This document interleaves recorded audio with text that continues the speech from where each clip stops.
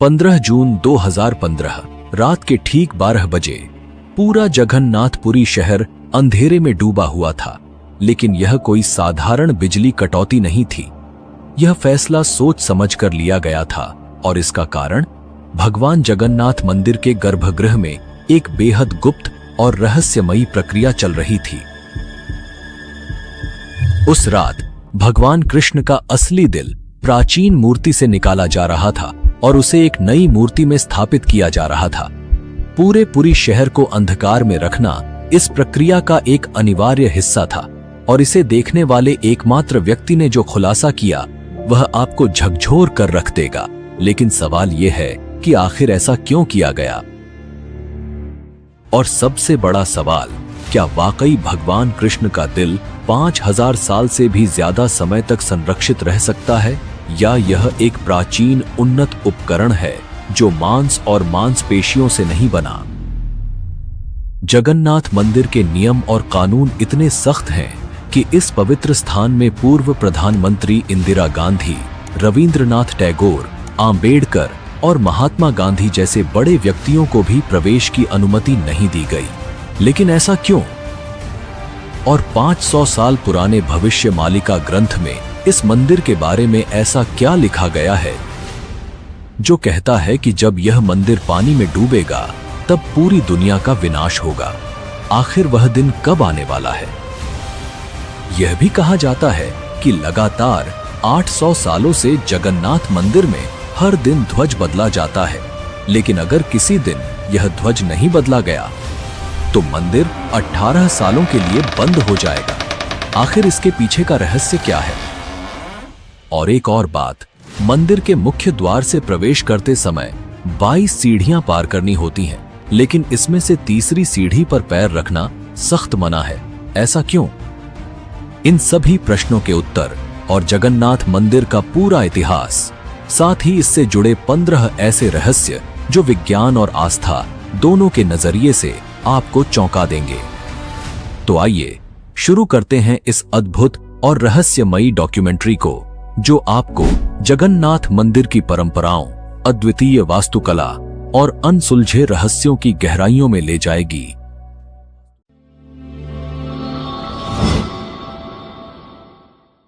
आपने YouTube पर जगन्नाथ मंदिर के रहस्यों के बारे में बार बार एक ही बातें सुनी होंगी, जैसे ध्वज का हवा की विपरीत दिशा में लहराना, समुद्र की ध्वनि का न सुनाई देना, मंदिर के गुंबद की छाया का न दिखना और यहां तक कि मंदिर के ऊपर से पक्षियों का न बैठना। लेकिन आज हम इन सब से अलग बात करने वाले हैं। आज हम बात करेंगे भगवान कृष्ण के हृदय से जुड़े उस रहस्य की जो सदियों से छुपा हुआ है। हम बात करेंगे भविष्यमालिका की उस भविष्यवाणी की जो पूरी दुनिया को हिला सकती है। और इसके साथ साथ हम इतिहास, रहस्य और विज्ञान के दृष्टिकोण से मंदिर की अद्भुत कहानियों की पड़ताल करेंगे। जगन्नाथ मंदिर भारत के ओडिशा राज्य के पुरी शहर में स्थित है और इसे दुनिया के सबसे रहस्यमय मंदिरों में से एक माना जाता है। जगन्नाथ का अर्थ है जगत के स्वामी। बद्रीनाथ, द्वारिका और रामेश्वरम के साथ पुरी का जगन्नाथ मंदिर हिंदू धर्म के 4 पवित्र धामों में से एक है। इस मंदिर का उल्लेख प्राचीन ग्रंथों जैसे ब्रह्म पुराण, नारद पुराण और स्कंद पुराण के उत्कल खंड में मिलता है। ऐसा माना जाता है कि यह मंदिर सतयुग की शुरुआत से ही अस्तित्व में है और इसकी दिव्यता आज भी भक्तों को अपनी ओर आकर्षित करती है। जगन्नाथ मंदिर का सबसे बड़ा और सबसे अनसुलझा रहस्य है ब्रह्म पदार्थ, जिसे भगवान श्री कृष्ण का हृदय भी माना जाता है। यह ऐसा रहस्य है जो सदियों से भक्तों और वैज्ञानिकों दोनों को हैरान करता आ रहा है। आइए जानते हैं इस दिव्य रहस्य की पूरी कहानी, जहां आस्था और विज्ञान एक दूसरे से टकराते हैं। हर 12 साल में जगन्नाथ मंदिर में एक विशेष और रहस्यमयी परंपरा निभाई जाती है। इस प्राचीन परंपरा के तहत भगवान जगन्नाथ, बलभद्र और सुभद्रा की लकड़ी से बनी पुरानी प्रतिमाओं की जगह नई प्रतिमाओं को स्थापित किया जाता है। लेकिन इन पुरानी प्रतिमाओं में मौजूद एक दिव्य तत्व को संभालकर नई प्रतिमा में स्थानांतरित किया जाता है। इसे ब्रह्म पदार्थ कहा जाता है। यह रिचुअल इतना पवित्र और गुप्त होता है कि इसे निभाने के लिए कई कड़े प्रबंध किए जाते हैं। इस रात पूरी शहर की बिजली पूरी तरह काट दी जाती है। हर जगह अंधेरा कर दिया जाता है। मंदिर की सुरक्षा सीआरपीएफ के कमांड में रहती है और किसी भी व्यक्ति का मंदिर के अंदर आना जाना सख्त मना होता है। इस प्रक्रिया को केवल मंदिर के मुख्य पुजारी ही संपन्न करते हैं, लेकिन उन्हें भी ब्रह्म पदार्थ का रहस्य जानने की अनुमति नहीं होती। इसलिए उनकी आंखों पर पट्टी बांधी जाती है और हाथों में मोटे दस्ताने पहनाए जाते हैं। यह सब इसलिए ताकि वे ना देख सकें और ना ही महसूस कर सकें कि ब्रह्म पदार्थ वास्तव में क्या है। कुछ पुजारियों ने अपने अनुभव साझा करते हुए बताया है कि जब मैंने इस ब्रह्म पदार्थ को छुआ तो मुझे एक अनोखी और शक्तिशाली ऊर्जा का अनुभव हुआ। ऐसा लगा जैसे मेरे हाथ में कोई जिंदा चीज थी जो किसी खरगोश की तरह उछल रही थी। लोगों का मानना है कि यह ब्रह्म पदार्थ और कुछ नहीं बल्कि भगवान श्री कृष्ण का धड़कता हुआ दिल है, जो आज भी 5000 सालों के बाद जीवित है। अगर आप हमारे चैनल पर पहली बार आए हैं तो इसे सब्सक्राइब करना न भूलें और वीडियो को लाइक जरूर करें। हम सबके मन में यह सवाल जरूर उठता होगा, आखिर भगवान श्री कृष्ण का हृदय यहाँ कैसे आया और क्या यह सचमुच संभव हो सकता है? इस अद्भुत रहस्य को समझने के लिए हमें समय के पहियों को घुमाना होगा और जाना होगा 3102 ईसा पूर्व में, यानी करीब 5000 साल पहले। एक ऐसा समय जब भगवान श्री कृष्ण ने अपनी लीला समाप्त कर इस पृथ्वी से विदा ली। महाभारत युद्ध के बाद कुरुक्षेत्र की धरती पर फैले लाखों शव और कौरवों के विनाश ने हर व्यक्ति को झकझोर दिया। इसी विनाश के लिए गांधारी ने भगवान श्री कृष्ण को दोषी ठहराया। अपने 100 पुत्रों की मृत्यु के शोक में डूबी गांधारी ने कहा, हे कृष्ण, जैसे मेरे पुत्रों का वंश समाप्त हो गया, वैसे ही तुम्हारा यादव वंश भी आपसी लड़ाई में नष्ट हो जाएगा और 36 वर्षों के भीतर तुम्हारी द्वारका समुद्र में समा जाएगी। 36 वर्षों बाद गांधारी का यह श्राप सत्य साबित हुआ। यादव वंश में आपसी झगड़े और क्रोध में लिपटे एक दिन नशे में चूर यादवों ने एक दूसरे को मारना शुरू कर दिया। इस घटना के बाद द्वारका समुद्र में डूब गई। यह विनाश स्पष्ट संकेत था कि भगवान श्री कृष्ण का पृथ्वी पर समय समाप्त हो चुका है। अगर आपको भगवान कृष्ण की द्वारका नगरी कैसे डूबी और इसके पीछे छिपे रहस्यों के बारे में जानना है तो वीडियो के डिस्क्रिप्शन में दी गई लिंक पर क्लिक करें। वहां आपको पूरी कहानी विस्तार से जानने को मिलेगी। भगवान श्री कृष्ण जंगल की ओर चले गए। वह एक पीपल के पेड़ के नीचे ध्यानमग्न हो गए। तभी जरा नामक एक शिकारी ने उन्हें हिरण समझकर तीर चला दिया। तीर उनके पैर में लगते ही जरा को अपनी गलती का एहसास हुआ। वह माफी मांगने भगवान के पास पहुंचा। श्री कृष्ण ने मुस्कुराते हुए कहा, डरो मत, यह सब मेरी लीला का हिस्सा है। त्रेता युग में तुम राजा बाली थे। मैंने राम अवतार में तुम्हें छल से मारा था और अब उसी कर्म का परिणाम है कि आज तुम मेरे लिए मृत्यु का माध्यम बने हो। इसके बाद श्री कृष्ण ने योग निद्रा में लीन होकर इस भौतिक संसार को त्याग दिया। जब अर्जुन को इस दुखद समाचार का पता चला तो वह तुरंत पहुंचे और भगवान का अंतिम संस्कार किया। लेकिन चमत्कार हुआ। भगवान का पूरा शरीर पंच तत्व में विलीन हो गया, सिवाय उनके हृदय के। यह हृदय धड़कता हुआ और ऊर्जा से भरपूर जलने से बच गया। यह दिव्य हृदय, जिसे बाद में ब्रह्म पदार्थ कहा गया। अर्जुन ने भगवान कृष्ण के दिव्य हृदय को एक लकड़ी के मंच पर रखा और उसे पवित्र नदी में प्रवाहित कर दिया। यह दिव्य हृदय नदी में बहता हुआ लंबे समय बाद ओडिशा के महानदी तट पर पहुंचा। उस स्थान पर एक सब्र जनजातीय समुदाय रहता था। इस जनजाति के मुखिया थे विश्ववासु। जब उन्होंने इस दिव्य हृदय को लकड़ी के मंच पर तैरते हुए देखा, विश्ववासु ने तुरंत इसकी दिव्यता को पहचाना और इसे नील माधव के रूप में पूजना शुरू कर दिया। उसी समय मालवा राज्य के राजा इंद्रद्युम्न, जो भगवान विष्णु के परम भक्त थे, ने भगवान नील माधव के दर्शन करने की प्रबल इच्छा व्यक्त की। उनकी यह खोज आगे चलकर भगवान जगन्नाथ मंदिर के निर्माण की आधारशिला बनी। लेकिन आगे बढ़ने से पहले इस वीडियो को एक लाइक करके चैनल को सब्सक्राइब जरूर कर लीजिए, क्योंकि ये आपके लिए 1 सेकंड का काम है, लेकिन इससे हमारी काफी बड़ी मदद होती है। मालवा के राजा इंद्रद्युम्न भगवान विष्णु के परम भक्त थे। एक रात भगवान विष्णु ने सपने में दर्शन देकर आदेश दिया कि वह उनकी दिव्य मूर्ति नील माधव को ढूंढे और उनके लिए एक भव्य मंदिर का निर्माण करे। भगवान ने संकेत दिया कि यह मूर्ति नीलांचल की एक गुफा में छिपी हुई है। राजा ने अपने ब्राह्मण पुजारी विद्यापति को नील माधव की खोज के लिए भेजा। कई दिनों की कठिन यात्रा के बाद विद्यापति ने आदिवासी मुखिया विश्ववासु के बारे में सुना, जो एक गुफा में छिपी इस दिव्य मूर्ति की पूजा करता था। विद्यापति ने नील माधव की पूजा की अनुमति मांगी, लेकिन विश्ववासु ने इसे अपनी जनजाति का रहस्य बताते हुए मना कर दिया। विद्यापति ने तब चालाकी से उनकी बेटी ललिता से विवाह कर लिया और इस प्रकार विश्ववासु का विश्वास अर्जित किया। ललिता के माध्यम से विद्यापति ने विश्ववासु को मनाया और उसे गुफा तक ले जाने के लिए राजी कर लिया। यात्रा के दौरान विद्यापति ने चुपचाप रास्ते में सरसों के बीज गिरा दिए ताकि वह वापसी पर रास्ता पहचान सके।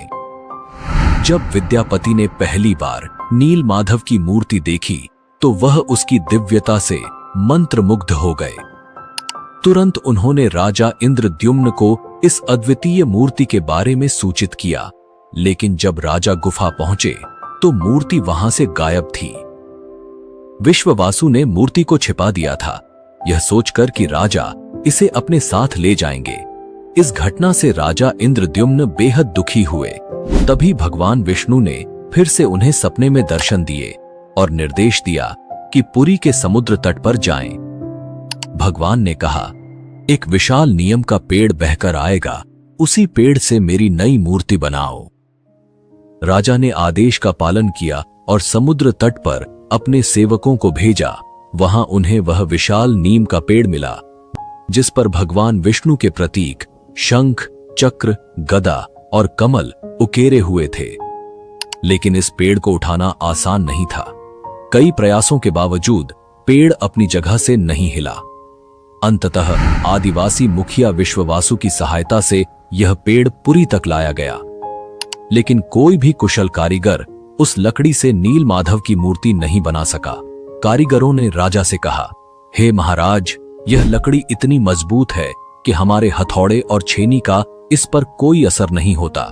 कृपया हमें माफ करें, हम यह कार्य करने में असमर्थ हैं। इस स्थिति से निराश राजा इंद्रद्युम्न ने भगवान विष्णु की प्रार्थना की।